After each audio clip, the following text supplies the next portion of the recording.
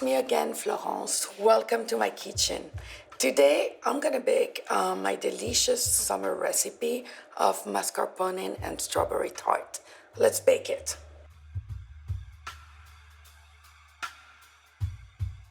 I'm gonna start by making the dough for the strawberry mascarpone tart.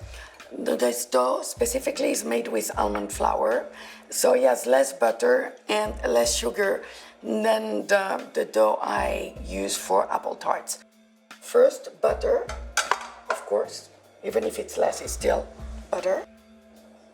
Sugar, confectioner sugar, always, because confectioner sugar melts better with the butter than granulated sugar. Almond flour, little bit of vanilla powder, optional, but I like it. Salt, 1 egg, and flour.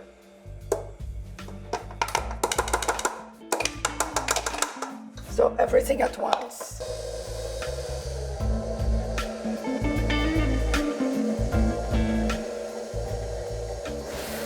So now my dough is half together, so I'm gonna finish it by hand. I always like to give a little touch by hand. Also, when you do almond flour dough, you don't want it to warm up too much because almonds are a fat, and if it warms up too much, then you release all the fat and your dough will be very heavy, and you don't want that. So I'm using flour in order to put my dough together. And again, this is a dough that I'm not gonna work too much just because I don't want to release too much fat. So it's a very soft dough. So not to work too much. Okay, now what I'm gonna do is I'm gonna roll it, directly on my cake, on my baking pan bottom, using my rolling pin that I flour. So again, don't work the dough too much. So gently, we're gonna finish it by hand. So gently.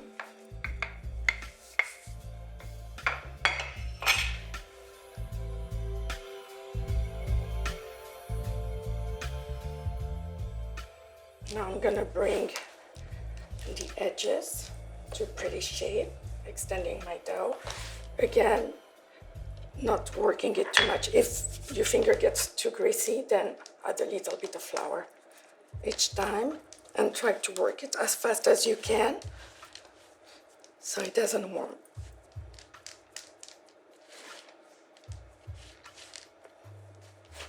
And what I'm gonna do is, usually I either keep it in the fridge overnight, already in the mold, covered with a plastic paper, or I leave it in the freezer for an hour before baking it.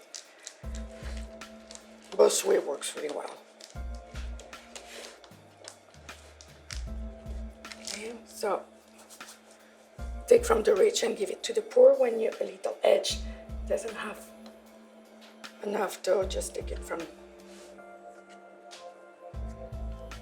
the other edge. So, and again, a little bit of flour so it doesn't get too sticky. Very important to form the edge. It's going to be beautiful when you mold the tart. So if it's very overwhelming, remove some, because you want to balance, tart. You want all the edges to look even and pretty. So before I rest it in the fridge, I'm gonna prick the bottom with a fork. That is to avoid the dough to rise too much when start to bake with the heat. So, okay, it's a pretty even dough. So now let's break the bottom.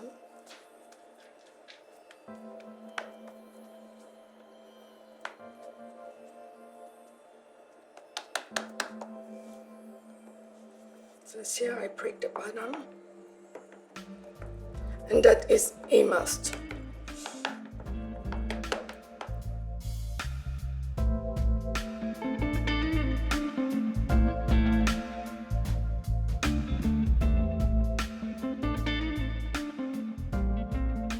Once I'm done pricking the bottom of my tart, I wrap it tightly with plastic wrap.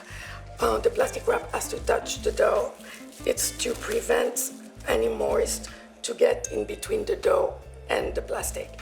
And then for today, because I need it fast, I'm gonna put it in the freezer for an hour, but you can also keep it in the fridge overnight or a couple of days before and or even a week before. So let's put it in the fridge to rest a little before baking it. Here it is after an hour in the freezer. Now, as you know, I pricked the hole. So now I'm gonna cover it with parchment paper, pie wings, and I'm gonna bake it first for 15 minutes. And then I'll remove the pie weight and the parchment paper, and I'm gonna bake it for another 10 minutes. Let's do it. So now I'm gonna make the cream. I use mascarpone, which is the Italian version of cream cheese, much lighter. So I'm gonna bloom 2 sheets of gelatin in cold water. You can break them, you know. And I'm gonna warm up heavy whipping cream and sugar.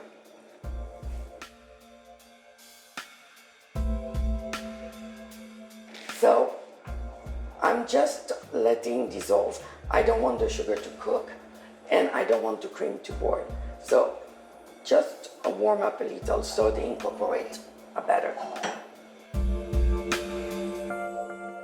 So it's warm enough that I can see the gelatin.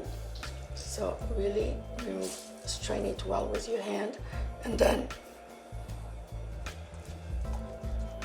it will dissolve to perfection. So the purpose of the gelatin is to hold the cream. It gives harder texture to it. Now I'm gonna beat my mascarpone a little.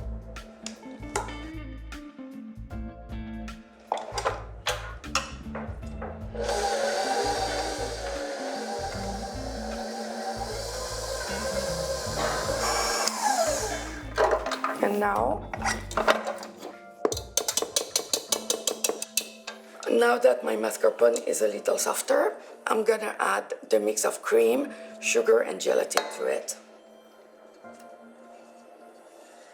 So you can do it in the mixer, but I'm gonna do it by hand.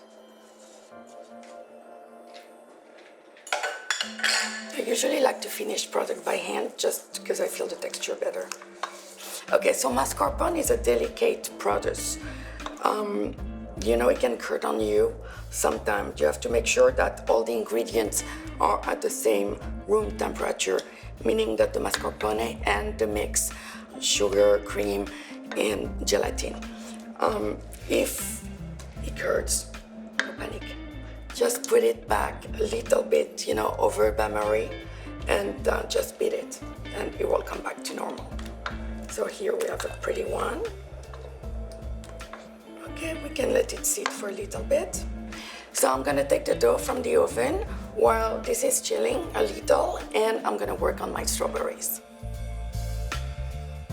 So I wanna give a very pretty shape to it, to my tart. So I cut them in halves. Try to always get strawberries that are about the same size. It will be much prettier. So you need about 3 to 4 pallets of strawberries, especially if you're naughty like me. and eat them hidden.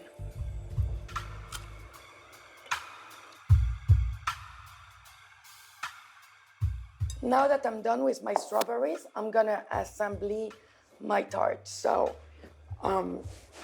here is my dough, which is cooked to perfection. This is my little platter, and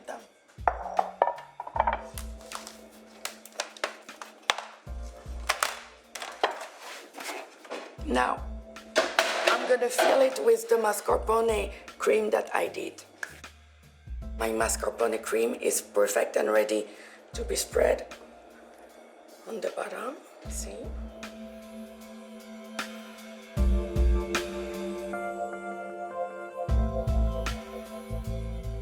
Okay, so it's spread. Try to spread it as evenly as you can, because then it will be the support for the strawberries. So I want them to sit at the same height. So now I'm gonna arrange my strawberries. So I always put them bottom up. See?